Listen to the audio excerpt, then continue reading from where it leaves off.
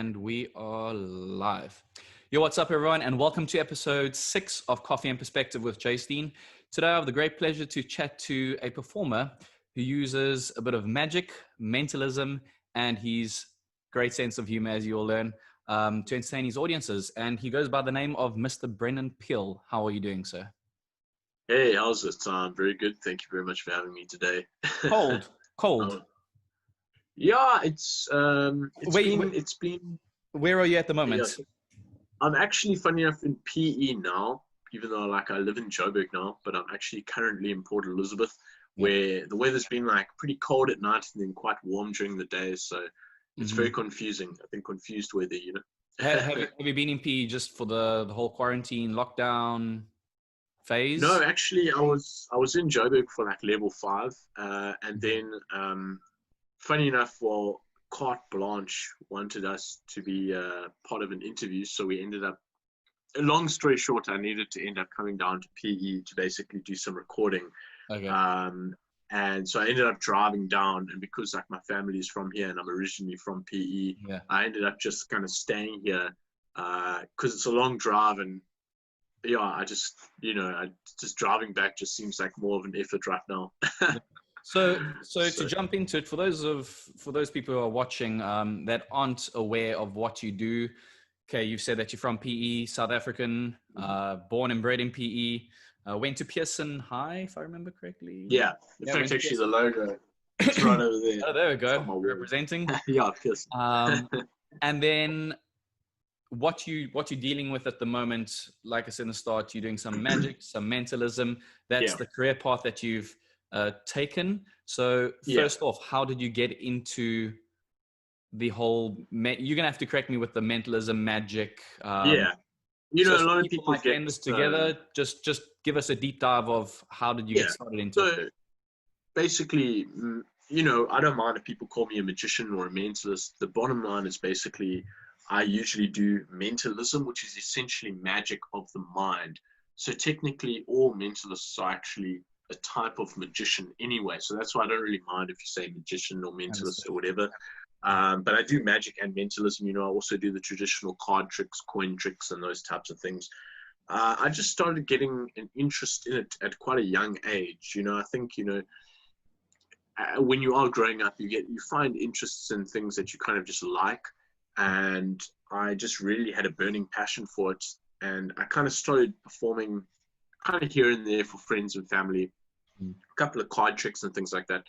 And kind of the break, or not my break actually, but the time that I realized okay, maybe there's something more to it, career-wise, was when I was 15, actually. I started doing magic at the Spur here in a restaurant here in Port Elizabeth, where I was basically walking around from table to table, and I would get, people would give me tips basically.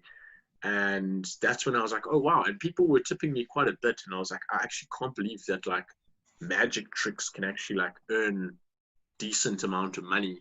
Especially if you're 15, getting 300, 400 Rand in a night is it's a lot, man. Especially then, man. So, so from there, it kind of just progressed gradually. It was a very gradual progression in terms of the career. For the things that if I can imagine, what you were doing in Spur was more sleight of hand, card tricks, close-up magic. So that's kind of where I started off, basically. So then what led you into more the mentalism side of Well, magic? I was always, yeah, I was always interested in the psychology behind everything, basically. And actually, something that really did guide me in that way was the fact that I was walking around with this little cup, like I mentioned, and I'd get tips in it, right? Mainly doing the card tricks. But I realized the psychology of people is that if I actually took my own, and this is a true story, by the way, if I took my own 10 Rand note and a 20 Rand note, folded it up, put it in, right off the bat, me going around, people were more likely to give me notes rather than coins. Because a lot of people were just giving me like 5 Rand coins and things like that, or 5 and a 2 Rand, making 7 Rand coins. Whereas if they saw notes in there already, they put in notes, which obviously I ended up making a lot more money a lot quicker than my initial days of just kind of going with an empty why? cup. Because you think that the guest, they see the note and automatically they think that's the right thing to do. Yes, yeah. It's also that, and as well, they don't want to be like subconsciously. People don't want to say like, oh, if that person put in, say, a 20 Rand note, well, seemingly at least, right? Yeah. Even though if it might be my 20 Rand note, Yeah. but if they think, oh, like the person at the next table along just gave this guy 20 Rand, I don't want to be essentially shown up by that table in a way, or you wouldn't put in like a 2 Rand coin after you think someone else put a 20 Rand in, because it kind of, in your head, you kind of are thinking like that's kind of the going rate in a way, and you don't want to seem like you are going out of the going, like not staying in line with the going rate. So that kind of psychology really interested me quite a bit.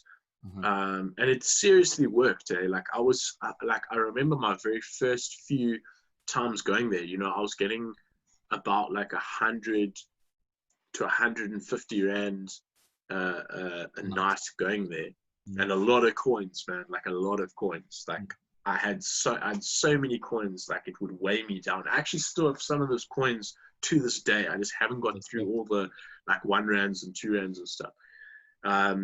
And then, when I started doing the whole note trick, I'd still go for the same time. I'd still do essentially the same magic, and I still do the same amount of tables. But then I was making like up to 400 Rand. So it's like it vastly increased the amount of money I was making. And that psychology of how people think and act in certain situations, and actually being legitimately applied to like this actual case, it like really interested me. And that's where I started going more and more into the mentalism side while I was there, which is kind of getting into the mind. And I just haven't really looked back since. There's a guy that I discovered quite a while ago, British guy, Darren Brown. Yes. And I'm sure that you've obviously come across him. And if it's, that was the first time where I kind of also got the idea of the mentalism, where it's just psychological skills, and how you can trick the subconscious mind. Has he been played a part in how you do things? Yes. Yes. He's my absolute. So he is like the idol. The idol. I mean, I don't know if like, I don't really like using the word idol as such, but you look up in to the what he's world of done. magic, the person that I look up to is Darren Brown. Like, if it wasn't for Darren Brown, I seriously would not be sitting here right now having this conversation, because I probably wouldn't even be doing magic. You know what I'm saying? For those of you watching, if you haven't heard of him, just go Google, YouTube even. I know he's putting quite a lot up on Facebook even nowadays. Derren, I think. Darren. Yeah, Brown. Darren. Yeah. So go take a look at what he does, and you'll understand what we're talking about. He's incredible. Yeah. I'm sure a lot of your. So you try to take a few. Have you got any ideas? Because obviously he also creates his own unique style of what he's doing. Have you used any of that to feed into your own style? So for my very first stage show, so after the whole Spur thing, which was when I was like 15, 16, whatever, I started developing a stage show, which was just a mentalism stage show, which was heavily influenced by Darren Brown. I wouldn't say I copied anything he did, because I don't like to like copy. What's the point of copying another entertainer exactly, or another performer? So but it was heavily influenced by him. And you can definitely, if you go watch that show, which I did in 2011, by the way, at the National Arts Festival, it was my very first stage show, called Mind Games. And yeah, like if you go and watch that, you'll be like, if you've seen Darren Brown's stage stuff and you watch that, you'll be like, obviously I wasn't doing it as well as Darren Brown, obviously, but you would be like, he definitely was influenced by Darren Brown. And yeah, that's why he has been such a big influence. I've actually got the opportunity to see him live and meet him briefly as well. Yeah, he was running a show. He was running a show. I don't know. Was it in London or was it on the West End? I'm not too sure. Well, he tours a lot, and he was recently now on Broadway, actually. So he's like breaking into the American market, because the American market didn't really know about him as much. But he's always touring around the UK. I think I saw him in Southampton in 2017 when I was in the UK for a little bit. Yeah, by 2017 he had recorded quite a few very good TV specials by then. Like, that's the only way, obviously, that I've managed to see him, but it's still on my bucket list to go and watch him live. No, definitely. If I know the structure of his show, I don't mind. I just want to be there. Like, in my opinion, his stage stuff is much better than his TV stuff. Just my opinion, though. But Then also, I mean, we know each other briefly from some past work and whatnot, but I'm not very up to date with what you have been doing. So I just typed in your name on Google, just see what would pop up on the search results. And then something came about that you are part of the SA Magical Society and quite a few other like magic unions. I'm not too sure. Tell me a little bit more magic about fraternities. Is this a like a development society, or is it just like a part where all magicians and that have to be a part of in South Africa? Or no, so in South Africa, I actually don't know the exact amount of magic societies, but there are these societies in South Africa of little congregations of magicians. Like there's the JMC, which is the Johannesburg Magic Circle, which I'm also affiliated with them. Then you get SAMS, which is the South African Magical Society, and then there's some in Cape Town. I think there's like six or seven max different societies in South Africa.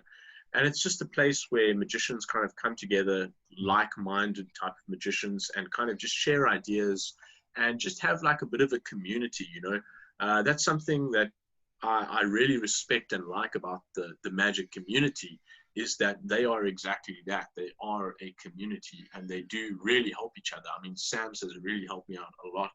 But help you out from the sense that you come together, you share some skills and knowledge, or just a matter of like, you can. Well, specifically with Sam's, how they helped me was basically, I just approached them and said, hey, I'm looking to do, because they're actually based in Durban, by the way. They're like, even though there's members all over the country, their main like office, if you want to call it that, is in Durban. And I was planning to come. I wanted to come to Durban and do some shows. And I just asked some of the members there, some of the main members, which, by the way, Stephen Klutter, who you also interviewed, he's a member of SAMS, by the way. Yeah. He actually runs their Facebook page, so he's very on the ball with the whole thing. Anyway, what was I going to say now? So I wanted to go do a show in Durban. And some of the, just asked the SAMS guys, and they were so helpful by like literally listing out all possible like viable venues for my like kind of size, which I wanted, like audience size wise. They helped out with even like marketing. The guys that came through and like, so they're there just as a support structure for if you like a support structure, but also, if you ever, as a magician, even as an amateur magician, if you wanted to like share ideas and be like, hey, how can I improve like, this technique or that, or how do you feel about me performing like this? They are more than happy to give notes and help out. And it's a really amazing. The magic community is a very helpful one, and I think it's one that I definitely don't know about, and for sure many others won't know that South Africa does actually have a fair size of. I mean, we've got some mutual friends that also do like from the sleight of hand type of magic to the illusions to it's quite a big scene, but not many people will know about it in South Africa. There's a lot of hobbyists and a lot of like amateur magicians. I mean, I don't even know the amount of members across like all 6 or 7. I don't know how many exactly there are, but there's definitely a good couple hundred. I mean, we did in 2015, there was quite a big magic expo, which is like a big one in Cape Town, where like a lot of the magicians that really like their magic and really take it quite seriously, even as a hobby. And that place was like packed, man. There must have been about 200 magicians that came through, which I didn't even know there were that many magicians in South Africa, man. So yeah. Great. Looking at your poster there next to you, Hocus Pocus. That was at the National Arts Festival, which you've done quite a few times. And you mentioned you did your first one in 2011, and that was a solo show. Have you been to the Arts Festival? For those of you watching who aren't familiar, Grahamstown National Arts Festival. It's a time of year. You go to Grahamstown. It's just outside of Port Elizabeth in South Africa. And it's everything from jazz to bands to art to comedy to pretty much any expression of the arts you can find there, from arts and crafts. There's different stalls where you can shop, and it's a really cool place if you ever around the area. So you did your solo show. How many years have you been there? Yeah, funny enough. Okay, well, obviously due to COVID, this year it's like online. Virtual, but, I saw. You know, it's not the same this year, obviously, because it's not like me. They're physically there performing, but this is actually technically my 10th year. So I've done every year consecutively since 2011. And the majority of them have been a solo show. Hocus Pocus was, one that I also toured around South Africa, and it went to Edinburgh Festival, and elsewhere, but largely across South Africa. And it has been a great platform. I think the Arts Festival here down in Grahamstown is such a great platform for like kind of, I would say, small time, your up and coming type of performers. Yeah. Because all you need is, they give you essentially the platform. You just have to rock up and just do your best type of thing.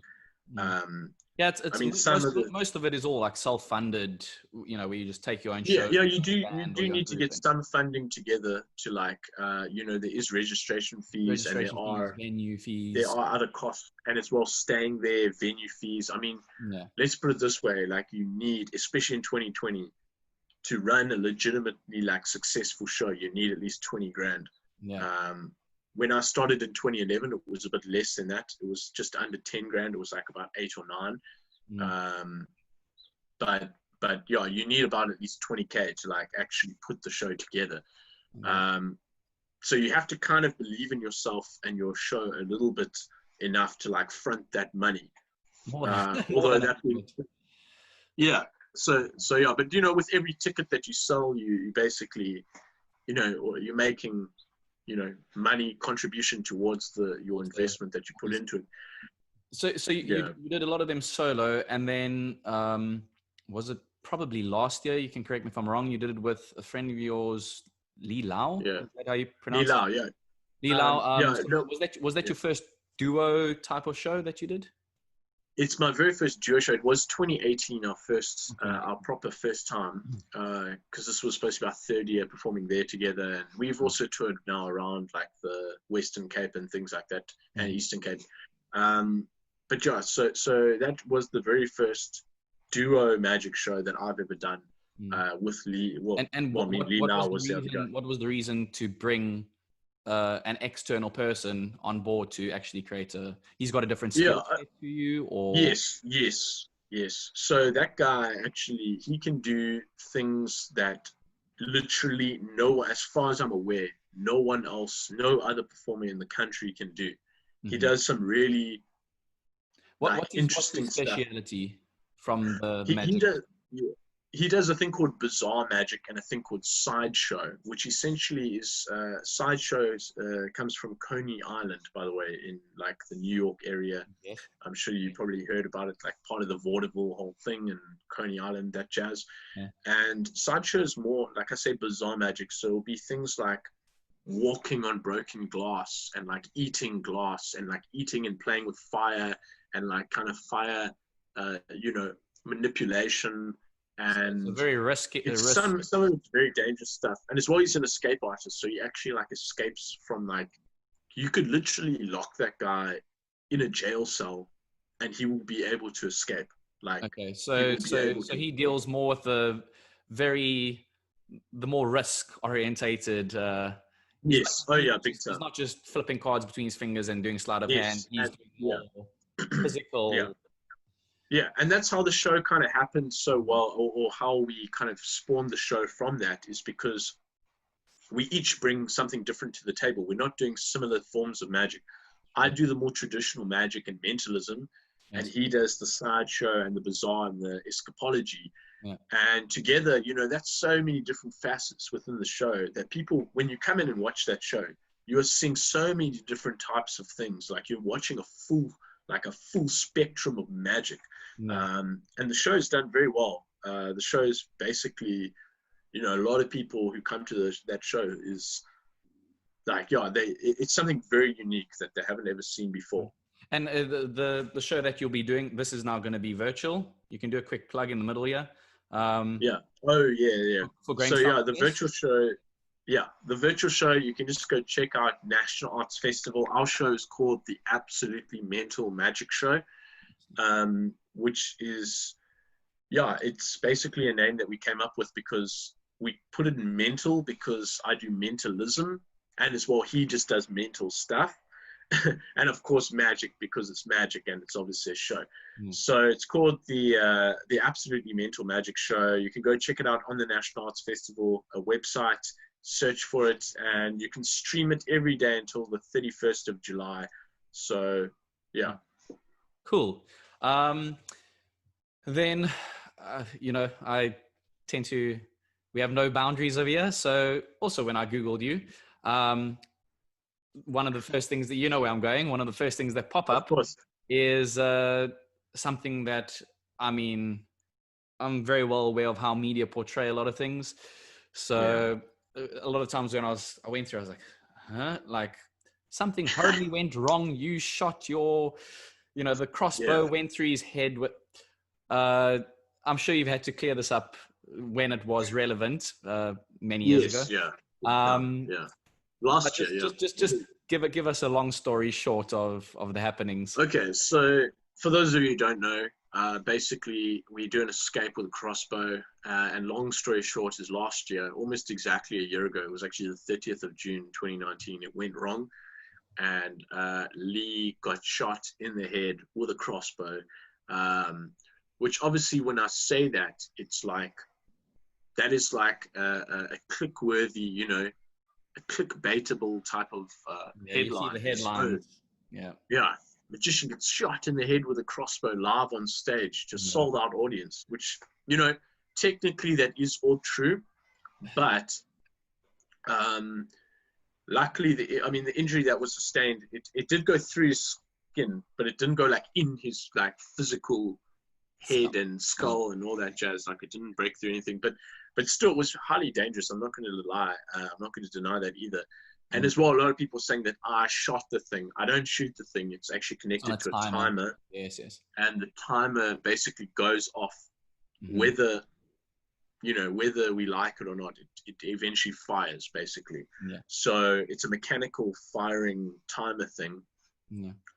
But the way they portrayed it, a lot of the media, the audience. I mean, I read, it was just the one. I think it was the Dispatch. Like, I can't even remember who reported it. And they're like, that the audience had to have like trauma counseling. I don't know. Did they go a little bit over the top of it?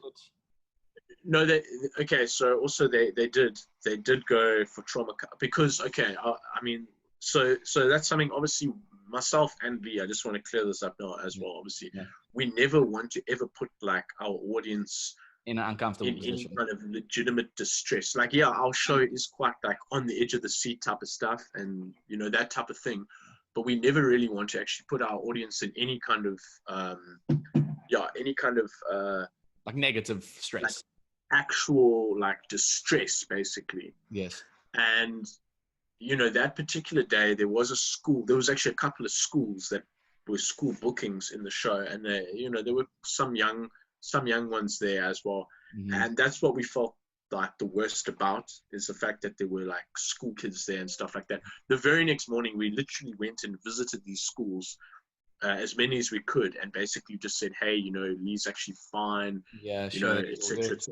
But in the moment, I mean, they were quite stressed, and they basically, what the festival did is they got a psychologist to basically see everyone who needed, like, you know, kind of even if they didn't want to, like, they just had a psychologist to speak to all of them. Yeah. But a lot of the kids that we saw the next day seemed fine. They were just happy that like Lee was okay and stuff like that. Yeah. But there was a trauma counselor that did get involved, but maybe they portrayed it a little bit different in the media, where they made it seem like all the kids absolutely needed this kind of trauma counseling. Yeah. And I have heard actually there was one or two that actually did legitimately need it.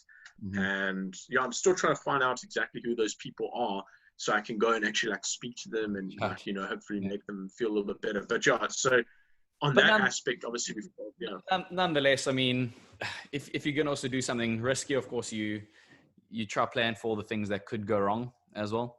But then I know that you still work together with him, and I mean, that was small. You continue with the shows and that. How did you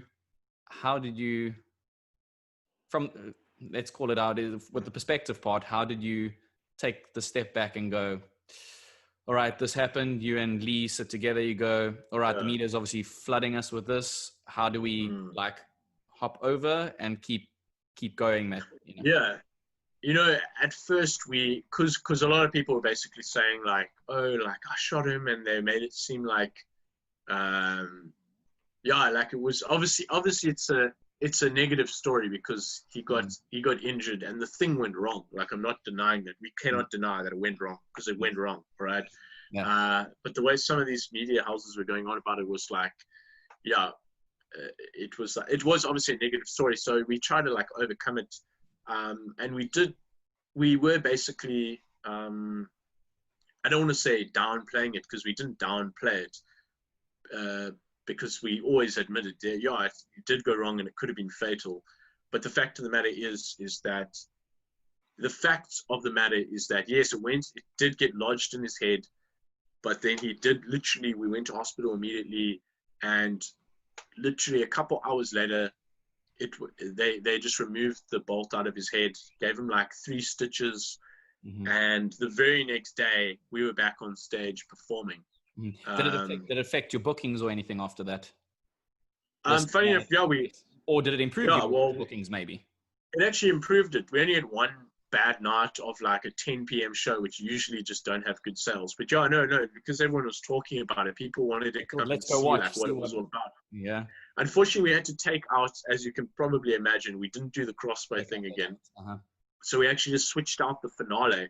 But literally the very next day, like 2 p.m., you know, we were performing again. So in the actual running of our entire show, it didn't actually affect anything. Well, except for obviously changing off the finale. But besides that, it didn't change us performing each day and things like that.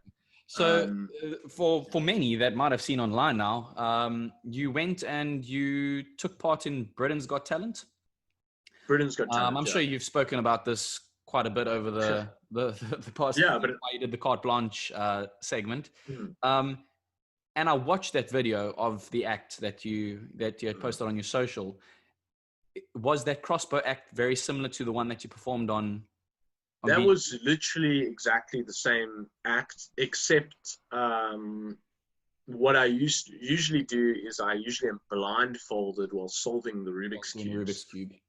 For those of you who don't know, basically I solve Rubik's Cubes in the act, but I usually do it blindfolded on stage. But this particular, like BGT said, no, they actually don't want me blindfolded for some or other reason. So I said, cool. It's, you know, makes my life a bit easier, to be honest. But I thought, you know, usually we do it even blindfolded, which is like even like that more insane. So that is literally the exact act. What led you to head over to the UK and participate, or did they contact you? The producers found you somewhere and they contacted you, or how did it come about?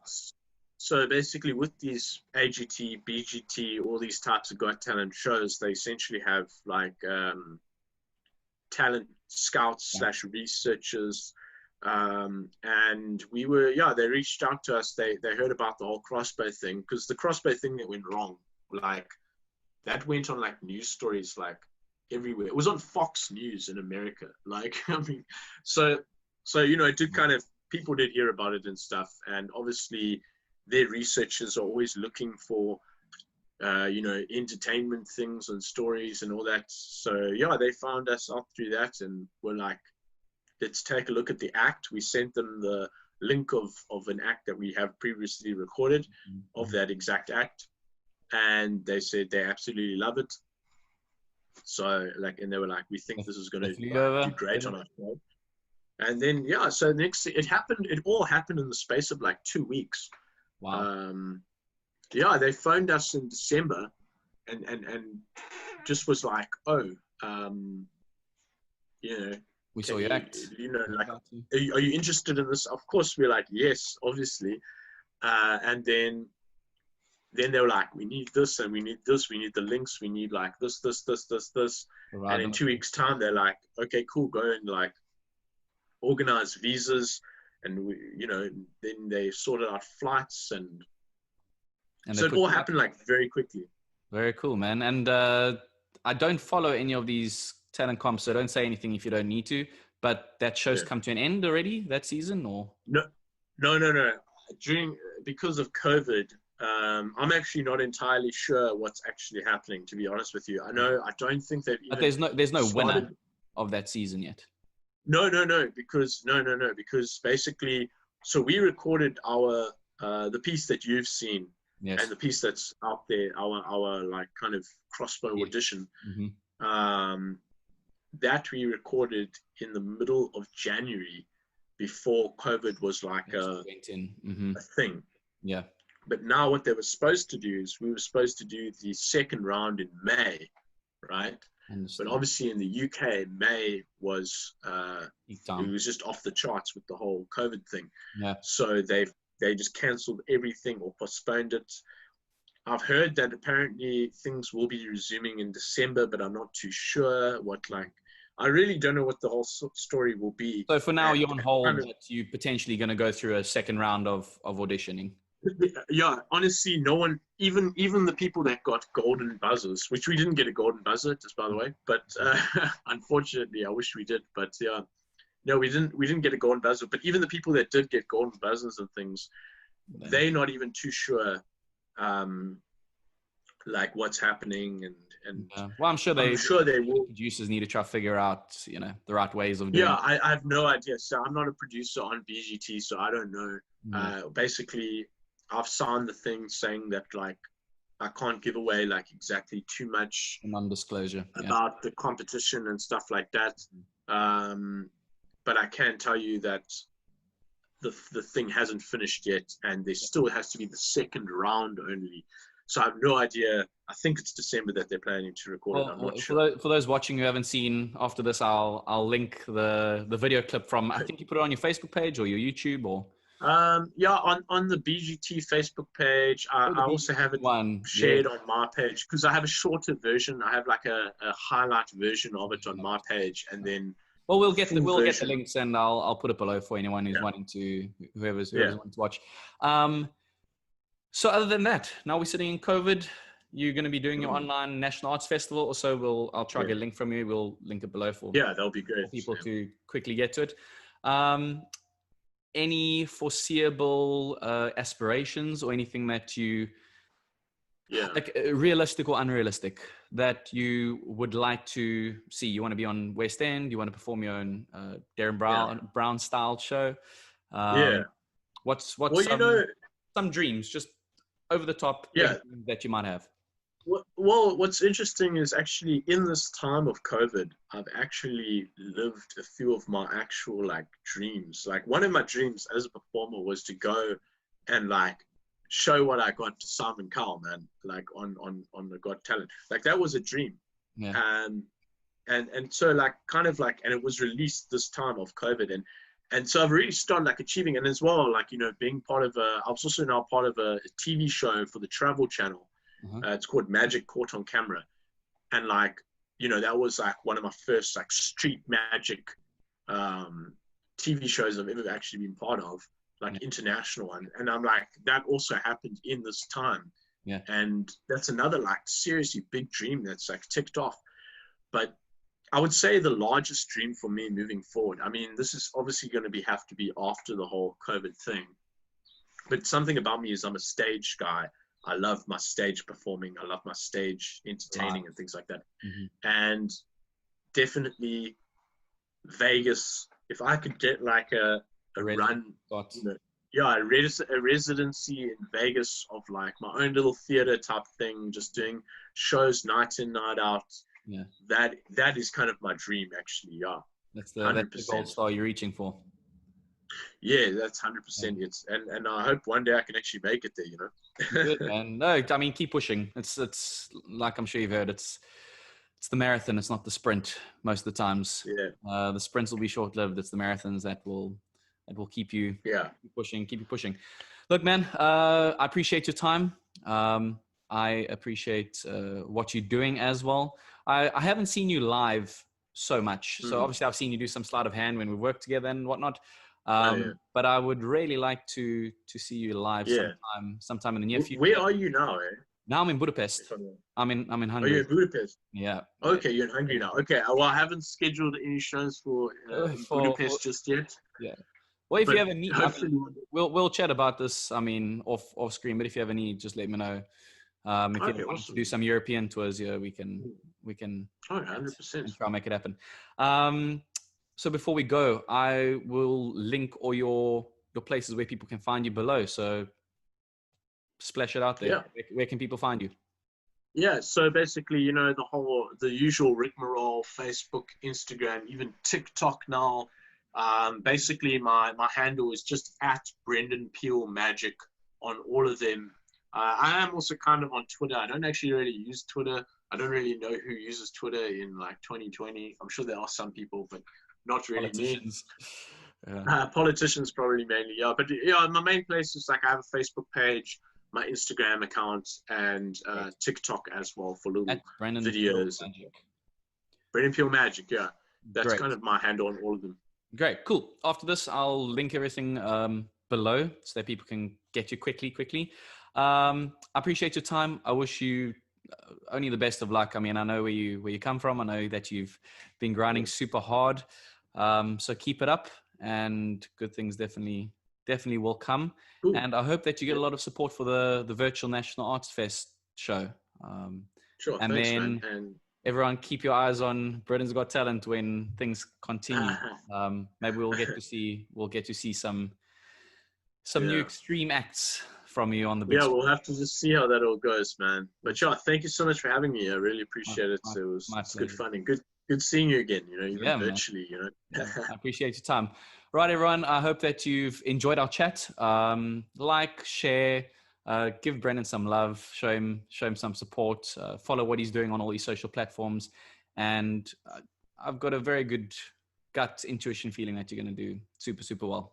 Big things are to come. Sure. Right. Thanks, man. This is Coffee and Perspective, episode 6. I appreciate all of your time, and we'll catch you on the next one.